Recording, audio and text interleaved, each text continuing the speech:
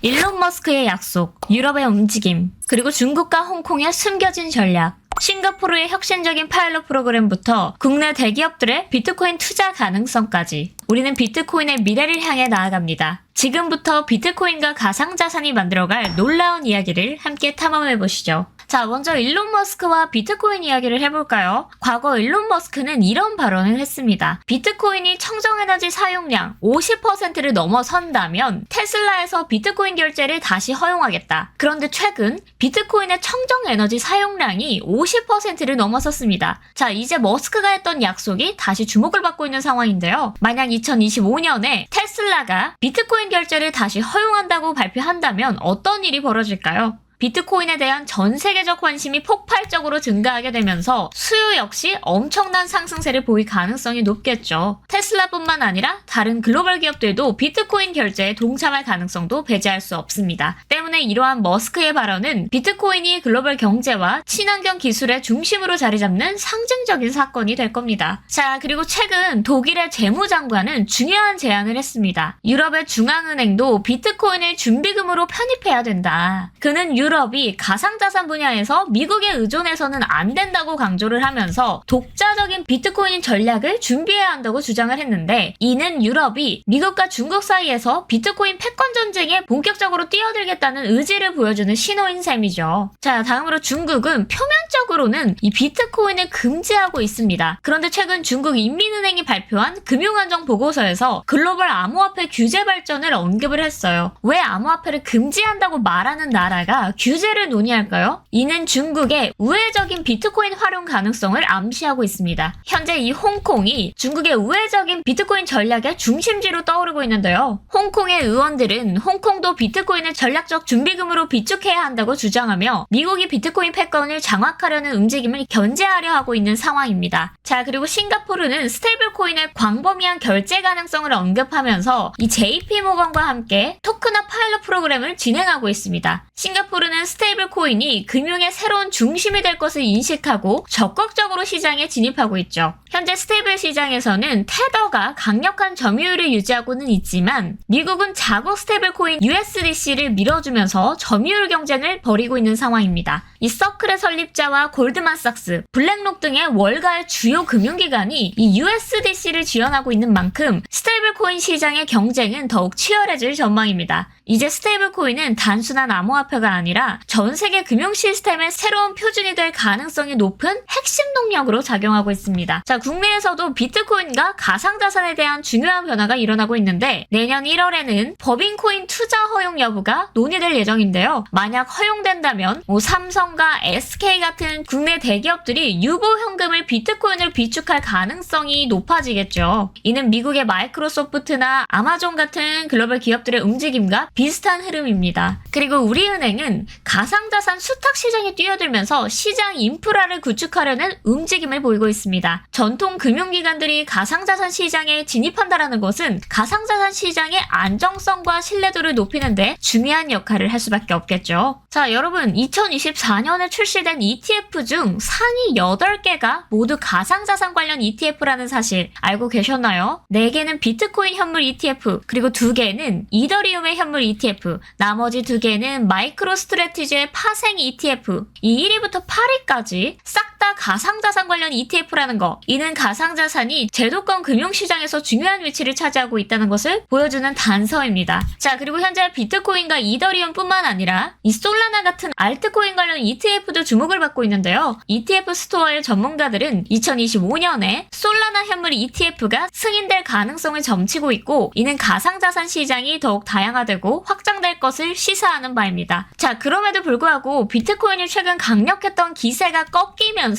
힘이 빠진 움직임을 보여주고 있는 상황인데요. 가장 큰 요인으로는 바로 정치적인 변화에 있습니다. 내년 1월 20일로 예정된 트럼프 대통령의 취임식이 주요 변수로 작용하고 있는데, 이 정권 교체 시기에는요, 시장이 항상 불확실성에 휩싸이기 마련입니다. 새로운 정부가 어떤 정책을 펼칠지 명확하지 않기 때문에 투자자들은 차익 실현에 나서거나 관망하려는 경향을 보이는 거죠. 특히 특히 트럼프 대통령은 취임 첫날에 최소 25개의 행정명령을 발표할 예정인데 이 중 암호화폐 관련된 친화적인 정책이 포함될 가능성이 매우 높습니다. 트럼프 행정부가 이전부터 암호화폐를 경제성장의 중요한 축으로 보고 있었기 때문에 이 취임을 기점으로 해서 새로운 비트코인 시장에 활력을 기대하셔도 좋을 것 같습니다. 자, 정치적인 요인 외에도 거시경제적인 요인 역시 비트코인 시장에 영향을 미치고 있는데요. 내년 1월에는 2025년 첫 FOMC 회의가 열릴 예정인데요. 이 회의는 연준의 금리 정책을 결정하는 자리로 글로벌 금융시장의 초미의 관심사입니다. 현재 시장에서는 금리 동결 가능성이 약 88%로 예측되고 있기는 하지만 미국 국채 10년물 금리가 이렇게 상승을 하고 있어서 금리의 인상 가능성을 완전히 배제할 수는 없습니다. 때문에 연준이 긴축적 스탠스를 유지할지 아니면 금리를 동결하면서 시장에 안도감을 줄지에 따라서 앞으로의 비트코인의 방향이 결정될 겁니다. 이 금리는 비트코인과 같은 위험 자산에 특히 큰 영향을 미칩니다, 여러분들. 금리가 상승하면 달러의 매력이 높아지고 이는 비트코인과 같은 자산의 투자 심리를 약화시킬 수 있습니다. 반면 금리 동결이 확정되면 시장은 안도감을 느끼며 비트코인과 같은 자산으로 다시 자금이 유입될 가능성이 높겠죠. 비트코인의 움직임은 최근 들어서 미국 증시와 점점 더 밀접한 연관성을 보이고 있습니다. 특히 이 S&P 500과 비트코인의 상관관계가 뚜렷하게 나타나고 있는데요. 이는 두 시장이 같은 투자 심리에 영향을 받고 있기 때문입니다. 증시에서 차익 매물이 나오면서 비트코인 시장에도 영향을 주고 있어요. 금리와 정치적 변화에 대한 불확실성 속에서 투자자들은 이 위험을 줄이기 위해서 안전자산으로 자금을 이동시키는 경향이 있습니다. 이는 비트코인뿐만 아니라 증시에서도 비슷한 영향을 미치고 있는 상황입니다.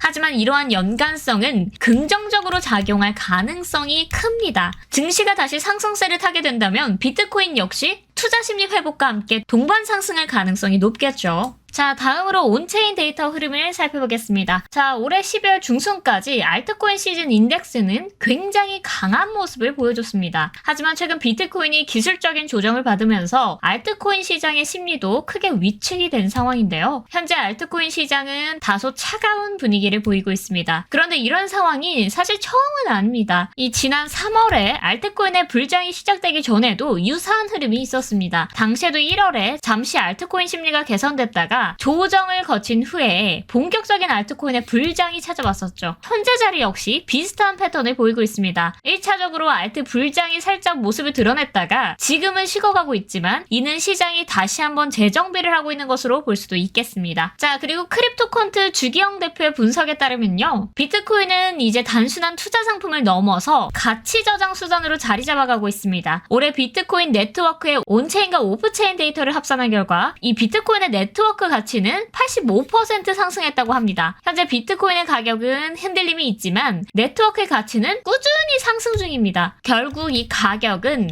가치를 따라간다는 점을 기억하셔야 된다는 거죠. 이번 사이클에서 비트코인의 가치는 추세를 잘 유지하고 있습니다. 물론 시장의 출렁임은 있을 수 있지만 핵심은 결국 가격이 가치를 따라간다는 점을 기억하셔야 된다는 거죠. 자, 그리고 과거 사이클을 보면요. 이 사이클의 고점에서 1개월 미만의 신규 투자자 비율이 급격하게 이렇게 치솟았습니다. 이 포모를 느낀 신규 투자자들이 대거 유입이 되면서 고점이 형성되었고 이후 사이클은 이렇게 종료되었죠. 그런데 현재 상황은 다릅니다. 최근 비트코인의 가격이 상승하면서 이 100K를 돌파를 했고 역사적 신고점을 경신하는 모습을 보였지만 과거와 비교해보면 신규 투자자 비율은 아직 과열되지 않은 상태라는 거죠. 자, 그래서 지금은 기술적 조정을 거치면서 신규 투자자들이 일부 시장에서 이탈을 하고 있는 시점입니다. 역사적으로 비트코인은 조정을 거친 뒤에 다시 한번 신규 투자자 유입과 함께 신고점을 이렇게 경신하는 패턴을 보여왔습니다. 지금도 마찬가지예요. 비슷한 흐름은 나올 수밖에 없고 이는 사이클이 아직 끝나지 않았다라는 강력한 데이터의 신호일 수 있습니다. 지금 시점에서 중요한 것은요. 이 큰